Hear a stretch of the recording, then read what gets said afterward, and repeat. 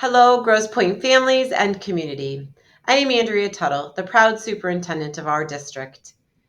I will be narrating the Grosse Pointe Public School System Sinking Fund Millage presentation, specifically sharing sinking fund projects past, present, and future. My objectives of the presentation are as follows: to educate the community on the upcoming sinking fund proposal, to share past sinking fund projects, and explain the future needs of the district, and to clarify the financial impact on the community. Why? Why are we putting a millage on this ballot on November 5th? Because public schools play a critical role in the social, economic, and cultural vitality of a community, making them an integral part of its fabric. As such, it is important for school leaders to inform the community about ways to sustain and enhance these valuable assets. In Michigan, the responsibility for addressing capital needs often falls to local taxpayers through school district millages. Tradition costs money. Maintaining traditions and operating stately facilities can be quite costly. The upkeep of these prestigious sites often involves significant financial investment due to the need for regular maintenance, updates to comply with modern standards, and the inherent inefficiencies compared to newer, more advanced facilities. Additionally, the commitment to preserving traditional practices may also entail expenses that more contemporary methods might mitigate. However, these facilities and traditions are what set Grosse Pointe apart, highlighting its unique charm and historical significance. Grosse Pointe is one of those rare places that draws generation upon generation back to raise their own children in a community where schools have continued traditions while keeping up with the times. Some definitions that will be beneficial in this presentation. What is a mill? A mill is a tax unit equal to $1 per $1,000 in taxable value. Property cash value is defined as the established value of a property, and state equalized value, or SEV, is roughly 50% of a property's true cash value. You may ask, what are permissible uses of the sinking fund revenue? The current sinking fund can be used for these three: facility improvements, enhanced security, and technological upgrades. If the sinking fund is to pass on November 5th, included in the permissible uses will be transportation. This is an addition to previous sinking fund permissible uses. Transportation provides funding for vehicles, for the acquisition of parts, supplies, and equipment used for the maintenance of student transportation vehicles, and for the acquisition of trucks and vans. Additionally, on this slide is a 2022 10-year capital project plan that was created in 2022 by Plant Moran. It is an audit of all of our 13 facilities, averaging an age of 81 years, and it shows the needs per facility. I have a link to that later below this that you can certainly look at your leisure and read through. You will note in that 2022 capital plan that Plant Moran is indicating $252 million in needs to enhance and sustain our district facilities. Our current 5-year sinking fund, which ran from 2019 with the last collection in December of 2024, included the following. It was for 5 years, it was for 1 mill, and 1 mill generated approximately $3.5 million per year, for a grand total of $17.5 million collected over that 5-year span. As I indicated, the last levy for this current sinking fund will be in December of 2024. And I'll reiterate, the capital assessment report showed more than $252 million in needed improvements to the district. Our implementation strategy will involve investigations and planning. It will involve leveraging volume. So if we're going to do one parking lot, we should do multiple. There should be a consideration for monitoring market conditions and industry trends as costs of certain projects rise and fall. The timing is important when we do particular projects. It will also include bid packaging and timely strategies, and there will be an annual reevaluation of district needs and updates to the plans. The next few slides show sinking fund projects over the past 5 years, and I'm not going to read all of these. I'm going to start and I am going to read one, but then you can come back and improve these when time permits. So for sinking fund projects for 2020 through 2021, that's the summer, you had roofing projects district-wide, the Parcells Auditorium, the Grosse Pointe South High School tunnel repairs, Defer and Monteith AC unit replacement, and other minor projects. And I just want to point out that sometimes there's a great deal of revenue going towards projects that are not necessarily visible to the community. And the high school tunnel repairs is an example of that. So oftentimes, community members will ask, where were those dollars spent? And sometimes they're spent not on things that are visible like parking lots, but certainly on needed projects like tunnel repairs. Again, here are the projects from 21-22. 22-23, 23-24, and then most recently the summer of 24-25, which are just being completed, which included playgrounds, Monteith, Ferry, Barnes, and Defer all completed, parking lots, sidewalks, stormwater at Grosse Pointe North, which is being completed as I narrate this, Grosse Pointe South, Defer, and Mason. And these are all projects that you could see when driving by those particular facilities. I've been asked how much money do we currently have in the sinking fund. So we currently have about $3.5 million in savings, so to speak, and that's the sinking fund balance. And then we have one more collection, as I've indicated, which will be December of 2024, which will generate roughly another $3.5 million in the sinking fund.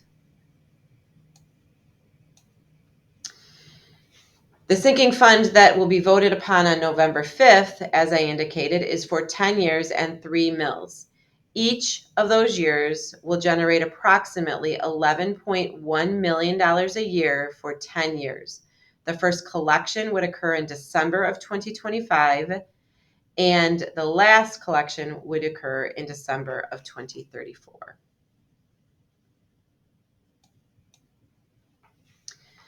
The slide in front of you now shows our peer districts and how our district, Grosse Pointe, compares to those peer districts.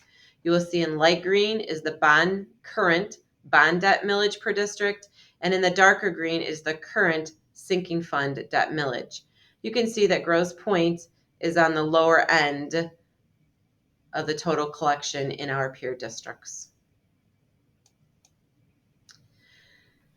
The proposed ballot language, this is when you go to the polls, hopefully on November 5th to vote, will read as follows. Shall the Grosse Pointe Public School System, County of Wayne, State of Michigan, be authorized to levy 3 mills, which is $3 on each $1,000 of taxable valuation, to create a building and site sinking fund to be used for the construction and repair of school buildings, the improvement and development of sites, school security improvements, the acquisition or upgrading of technology, the acquisition of student transportation vehicles, trucks and vans and parts, supplies and equipment used for the maintenance of these vehicles, and for any other purposes permitted by law, by increasing the limitation on the amount of taxes which may be imposed on taxable property in the school district for a period of 10 years, being the years 2025 to 2034 inclusive. This millage, if approved and levied, would provide estimated revenues to the school districts of approximately $11,167,785 in the first year that it is levied.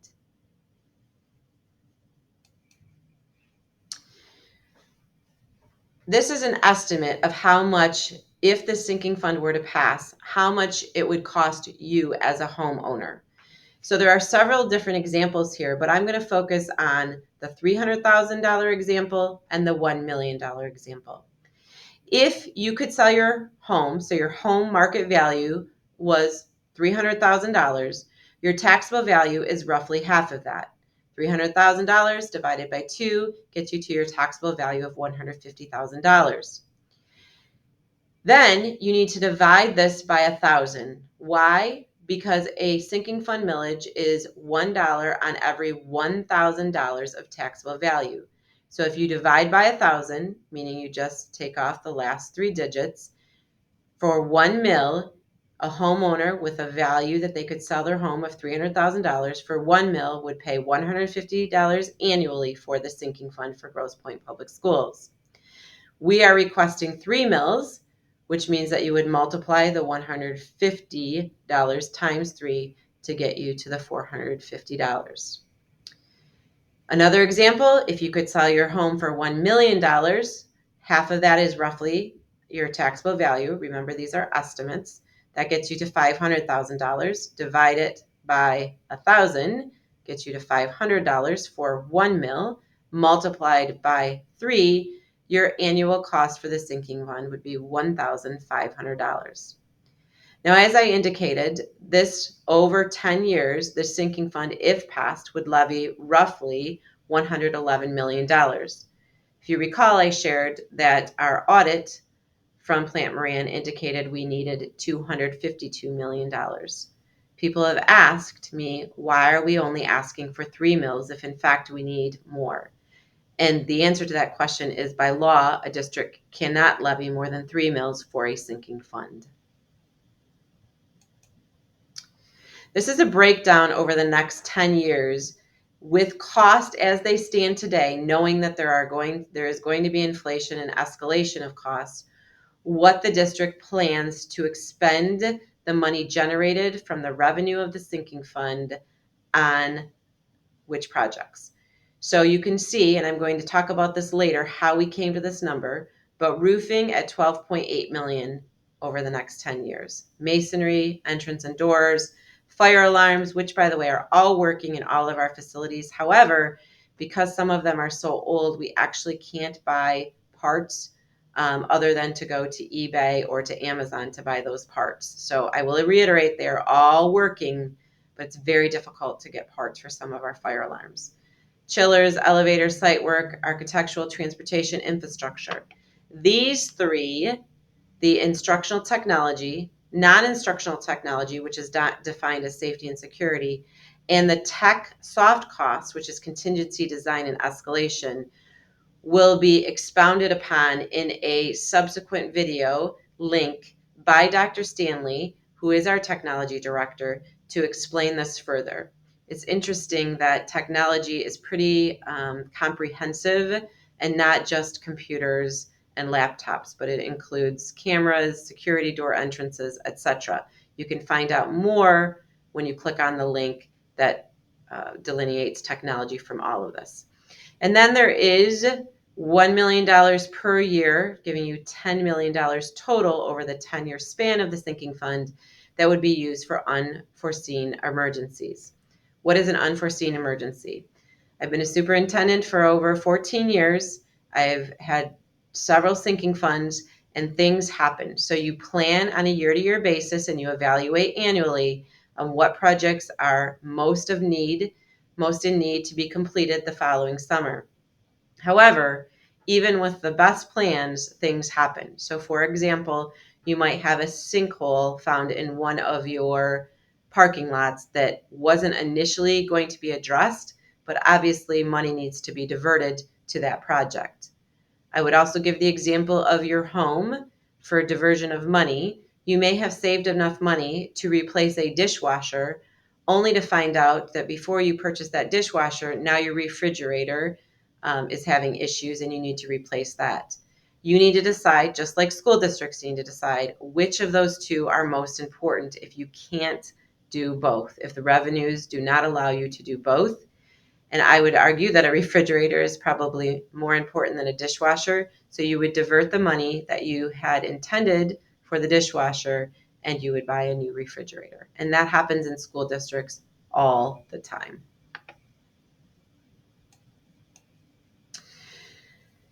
I want to be clear on what projects are not included. So 3 things. The major middle school pool renovations are not included. However, minor changes, including ceiling repairs and lighting upgrades, those will obviously be included. But if the foundation of a pool were to crack, that's an issue that is not included in the sinking fund and it would either have to be addressed otherwise or alternatives would need to be made. It is not permissible to use sinking fund dollars for classroom furniture. If you listen to any of my presentations, I give the example that if you were to cut off the roof of a facility and turn it upside down and shake it, anything that would fall out could not be used for sinking fund dollars. Now, that used to be in the initial sinking fund allowabilities, but now technology is included, so technology would fall out. However, things that would fall out that are not included are human beings. They would fall out. You cannot use sinking fund dollars for salaries and benefits. Other things that would fall out is classroom furniture. Phones would fall out, although those are technology, so can be utilized. But anything that would fall out, supplies, cannot be used with sinking fund. I did share with you what is allowable for sinking funds, and since its inception, technology has been added, and now transportation is being added, so there are more things. But in general, unless it's technology, things that fall out cannot be used, and classroom furniture is one of those things. Additionally, not included is district-wide air conditioning. Others have asked, what is the difference between a sinking fund versus a bond? And although these are specific definitions, I'm just going to speak to this. The key difference is a sinking fund is a pay-as-you-go method without incurring debt, while a bond involves borrowing money and repaying over time with interest. A sinking fund does not incur debt, and there is not interest associated with it. Some supplemental information that, again, I'm not going to go over all of this with you, but these are project definitions. So when I said site work in a previous slide, you may not know what that means. This defines that for you. Same with roofing work, architectural, masonry, restoration, etc., transportation, technology, and unforeseen emergencies. But I do want to show this slide and talk a little bit about this. This is a preliminary draft budget. You remember that I showed you roofing was included at $12.8 million. And you may ask, how did they come to that sum total? And this is how. And I'm just going to use roofing as an example, although you can see each one of those areas is clearly defined and the expenditures are defined. So this is a two-part slide. I couldn't include it all in one slide, but across the top you have the names of the facilities. All across the top. You can see the total comes to $12,741,600, which we rounded to $12.8 million.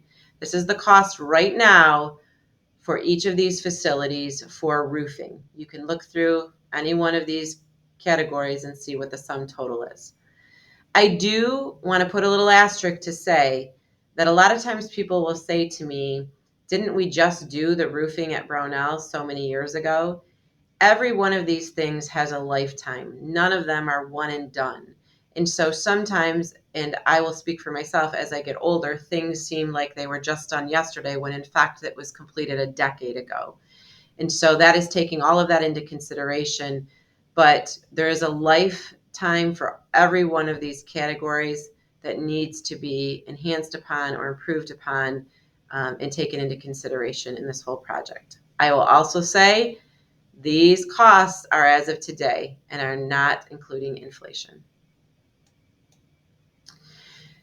This, I just want to show you, is here for you to look at after if you're interested more in the technology and safety and security that Dr. Stanley is going to talk about. You can listen to his presentation and review this slide because it does the same thing with all the buildings across the top as the other slides. So you can see where all of those costs are associated.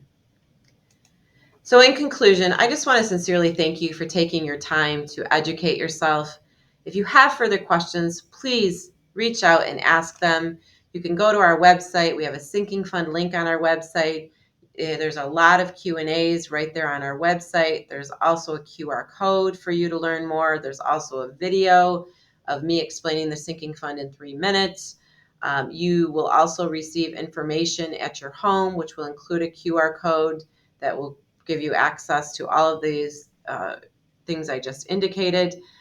But most importantly, please educate yourself and please get out to vote on November 5th. And I thank you for listening, and I'm proud to be part of the Grosse Pointe Public Schools.